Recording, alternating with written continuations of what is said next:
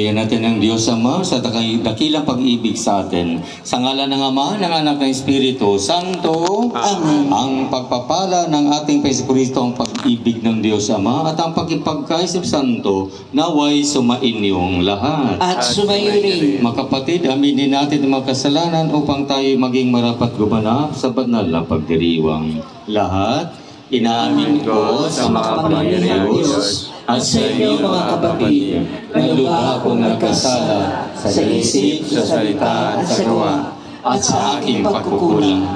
Kaya sinasamo ko sa mahal na Birheng Maria, sa lahat ng mga anghel at mga banal, at sa inyo mga kapatid, na ako'y panalangin sa Panginoong ating Diyos. Kawan tayo na makapalang Diyos, patawarin tayo sa ating mga kasalanan at patupayin tayo sa buhay na walang hanggan. Amen. Panginoon, kawaan mo kami. Panginoon, kaawaan mo kami. Kristo, kawaan mo kami. Kristo, kaawaan mo kami.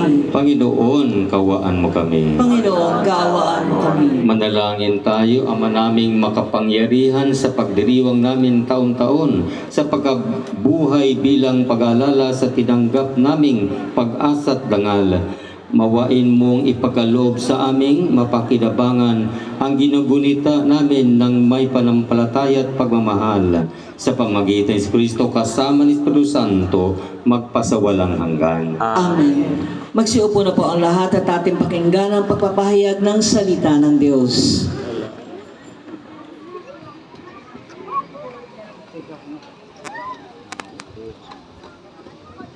Unang pagbasa. Pagbasa mula sa mga gawa ng mga apostol. Noong mga araw na iyon, inggit na inggit ang pinakapinunong saserdote at mga kasamahan niya sa kaanib ng sekta ng Saduceo. Kaya't pumilos sila. Dinakip ang mga apostol at ibinalanggo. Ngunit kinagabihay, binuksan ng anghel ng Panginoon ng bilangguan at inilabas ang mga apostol. Sinabi nito sa kanila, "Pumaroon kayo sa templo at mangaral tungkol sa bagong pamumuhay na ito."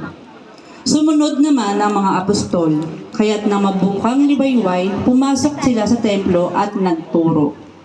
Nang dumating ang pinakapinunong saserdote at ang mga kasama niya, tinawag nila ang lahat ng matatanda ng Israel sa pulong ng buong Sanhedrin. Ipinakuha nila sa bilangguan ang mga apostol. Ngunit pagdating doon ng mga bantay, wala na ang mga iyon. Kaya't nagbalik sila sa Sanhedrin at ganito ang ulat.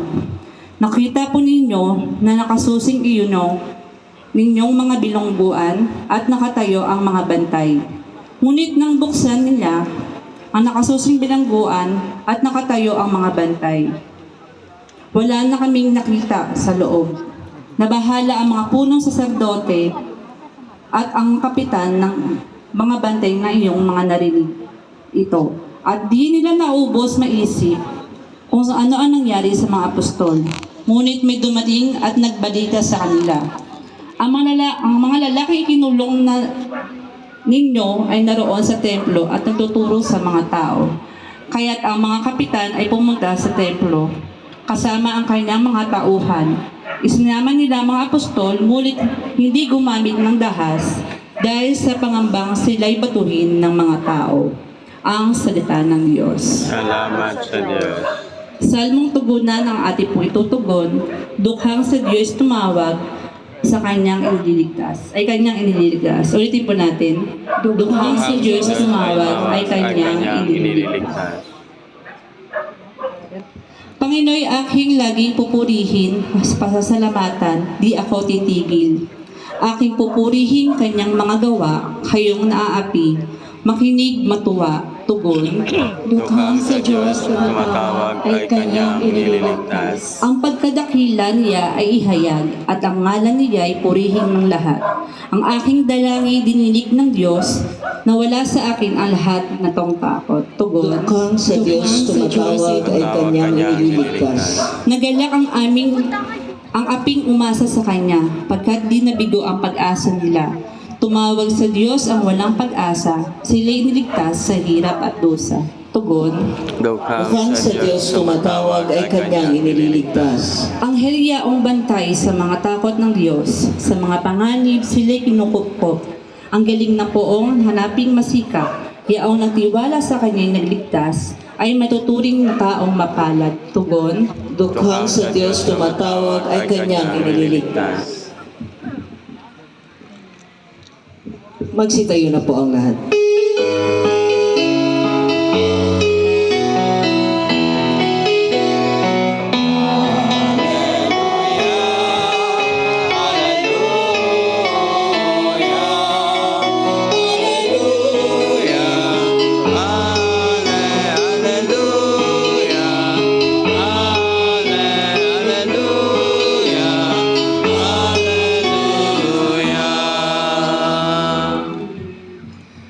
Sumainyo ang Panginoon. At sumayin niya. Ang mabuting balita ng Panginoon ayon kay San Juan. Papuri sa iyo, Panginoon. Panginoon.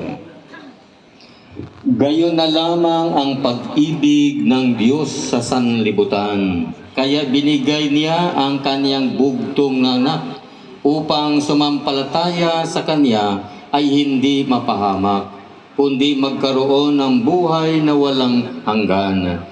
Sapagkat sinugo ng Diyos ang kaniyang anak hindi upang hatulang maparusahan ang sanlibutan, kundi upang iligtas ito sa pamagitan niya.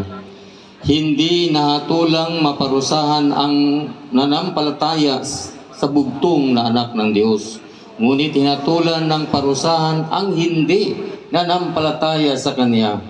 Hinatulan sila sapagkat naparito sa sanlibutan ng ilaw, ngunit inibig pa ng mga tao ang dilim kaysa liwanag, sapagkat masama ang kanilang mga gawa.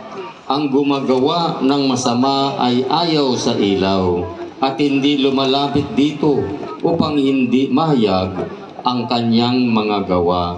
Ngunit ang namumuhay sa katotohanan ay lumalapit sa ilaw. Sa gayon, nahayag na ang kanyang mga ginagaway pagsunod sa Diyos. Ang mabuting balita ng Panginoon. Pinupuri ka namin, Panginoon sa Kristo. Magsiupo na po ang lahat. Ano po ang mabuting balita? O sa English, good news. O gospel. Ano ba ang good news? Buhaya. Puro lang masamang news, bad news. Gira doon, patayan dito. Ano yung good news?